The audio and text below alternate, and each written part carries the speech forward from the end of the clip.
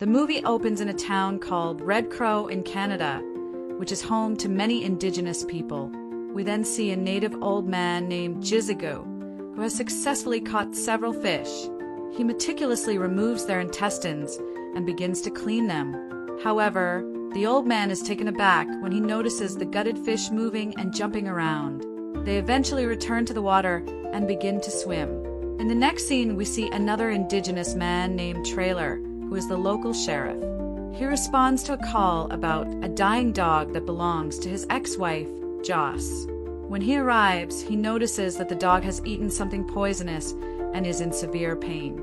Trailer tries his best to save it, but in the end, he's left with no choice but to put it down. After this, he enters the house to meet Joss, who is a nurse by profession. She informs him that their son, Joseph, has been arrested in another town. He is accompanied by his half-brother, Lysol, whom Trailer fathered with another woman. Joss then asks him to go to the station and release his sons right away. However, Trailer says he will go later because he wants the boys to suffer for a while. Following this, Trailer places the dead dog in his car trunk and drives to see his father, who turns out to be Jizigu. The old man shows him the fish, which are still alive despite having their organs removed. He says he has never seen anything like it and is scared shitless. Trailer then opens his car trunk, but during this, the dead dog shockingly comes to life and proceeds to attack him. This scares Trailer so badly that he immediately shoots the dog again. He then burns it as well, but notices that the fish are still moving despite being on fire.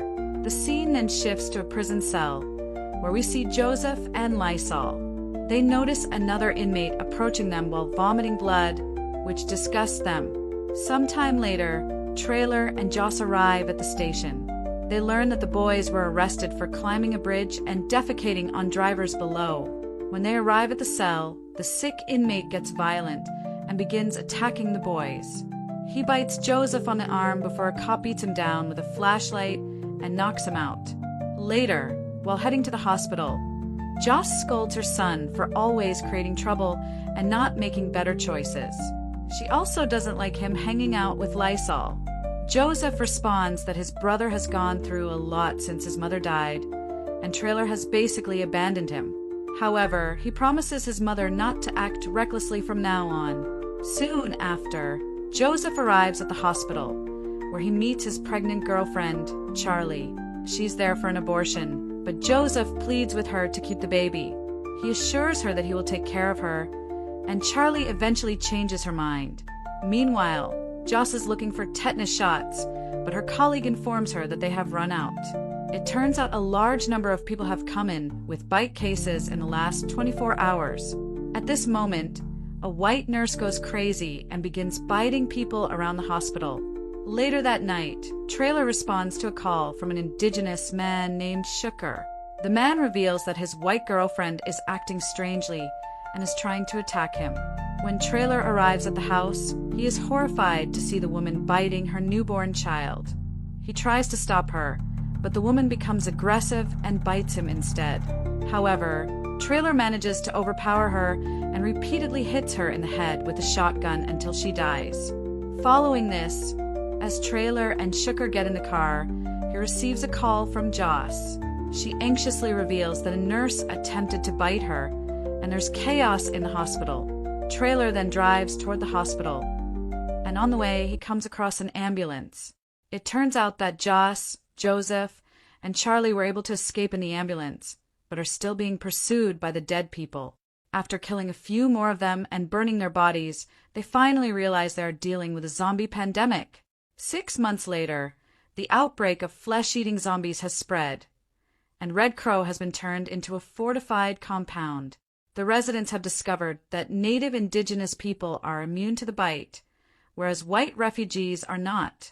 This is the reason Trailer and Joseph survived despite being bitten by the zombies. Meanwhile, Lysol has grown increasingly hostile toward others' tendency to bring in white outsiders. One day, Joseph brings a man seeking help for his sick daughter.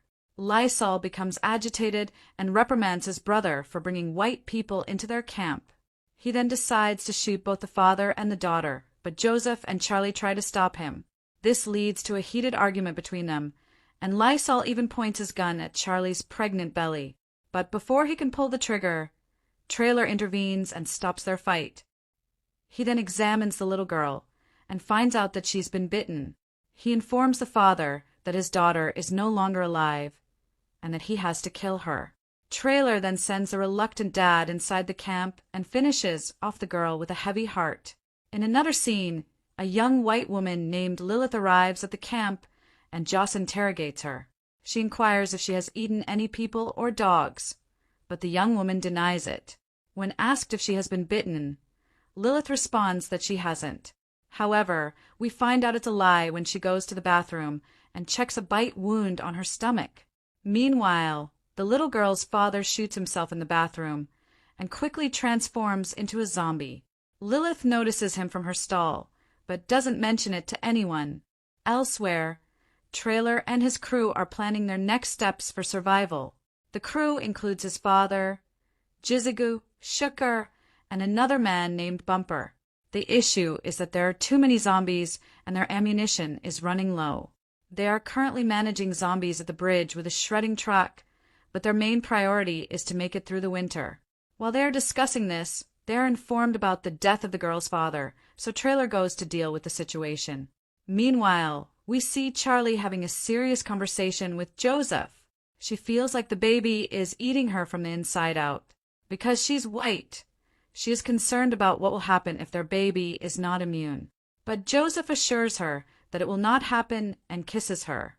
On the other hand, Joss checks on Trailer, who has been bitten by another zombie. She removes his shirt and notices that his back is covered in bite marks. She then sews his wound and informs him that there's no anesthesia and that he will have to bear the pain. Trailer doesn't mind and thanks her for everything, leading them to share a sweet moment. Later that night, Lysol takes some narcotics and drinks alcohol. In his inebriated state, he goes to Joseph and apologizes for the earlier incident. He also expresses his guilt for always causing trouble in the family. Joseph understands the situation and promptly forgives him. After all, they are family. Following this touching moment, Lysol notices Lilith in the distance and decides to go flirt with her. After chatting for a while, he takes her into a room to have some fun with her. But to his horror, Lilith unexpectedly transforms into a zombie and starts eating his private parts. This causes Lysol to scream in pain, drawing the attention of other people. Joseph quickly arrives to check on his brother and is appalled to see him being eaten alive. On the other hand, Trailer sets out to gather supplies with his crew. They soon arrive at a gas station, where they are casually attacked by many zombies, but the group manages to quickly decapitate them one by one. Back at the camp, Joseph ties Lilith's hands and places a sack over her head. He then brings his injured brother to see his mother, but Lysol suddenly stabs him. When asked why he did this, Lysol responds that he has no family. Thankfully, Joseph doesn't suffer any fatal injuries and manages to escape his maniac brother. In the aftermath of this incident, Lysol frees Lilith, who proceeds to attack the camp members. This results in many people becoming infected, ensuing absolute chaos. Shortly after, Trailer and his crew return to the camp, only to find it in disarray. He quickly contacts Joss via walkie-talkie and discovers that Joss, Joseph, Charlie, and 8 other survivors are trapped in the compound's basement. With time running out, Trailer uses the car's music to attract a horde of zombies. Taking advantage of the distraction, he and his crew enter inside to rescue the survivors. Not long after, they discover the family and some other survivors. They attempt to lead them to safety, but some zombies arrive at the scene, forcing Trailer to use his gun for defense. This unfortunately turns out to be a big mistake, as the gunshots attract even more zombies. With no other option, Trailer orders his family to leave while he deals with the dead. He continues to fight them off until they overpower him and eat him alive. The sight devastates his family, but they're soon escorted to the truck by Jizigu and Bumper. While driving, Jizigu receives a radio call, informing him that Lysol has trapped several other survivors inside the church. He asks Joss and Charlie to go somewhere safe with Bumper while he and Joseph deal with his grandson. When they arrive at the church, Lysol is nowhere to be found, but his two accomplices are terrorizing the place. The old man demands to know where Lysol is, but his accomplices refuse to answer. Jizigoo and Joseph quickly eliminate these two and rescue a group of people. The scene then shifts to the morning, where Bumper is guarding Joseph and Charlie near a lake. They spot a boat in the distance and plan to leave as soon as Joseph and Jizigoo arrive. Moments later, Lysol appears out of nowhere and stabs Bumper, injuring him severely. We learn that his true plan was to distract the men, so he could murder Charlie and her baby. Lysol then approaches Charlie to finish her off, but Joss points a gun at him. She eventually shoots him, but not before Lysol unleashes a group of zombies from the trunk of his car. Following this, the zombies approach Charlie and begin attacking her. Joseph arrives moments later and kills all of them, but he discovers that Charlie has already been bitten. A distraught Joseph then stabs his half-brother and leaves him to die. As the survivors walk a bit further, they are devastated to see the only remaining boat burning in flames. This shatters their hope to live, and they are now ready to give up on their lives. But to their luck, Shooker arrives at the scene with two other boats. The survivors happily proceed towards it, but then a horde of zombies approaches them as well. Seeing this, Jizigoo declares that he will stay behind to fight them off. Joseph tries his best to stop him, but the old man forces him to flee with Joss and his wife. After this, Jizigoo bravely fights the zombies and eventually ends up decapitating each one of them. Meanwhile, on the boat, Charlie begins to have contractions, so Joss helps her with childbirth. After a lot of struggle, she finally gives birth to a baby girl. Joseph quickly checks it and confirms that the infant is not infected, which makes Charlie very happy. However, she knows that she's infected and can't stay alive much longer. She then begs Joseph to kill her before she turns into a zombie and hurts them. In the end, Joseph reluctantly shoots his girlfriend and stands by her body, while Joss holds the newborn and contemplates their future. Thanks for watching the video. Subscribe for more stories.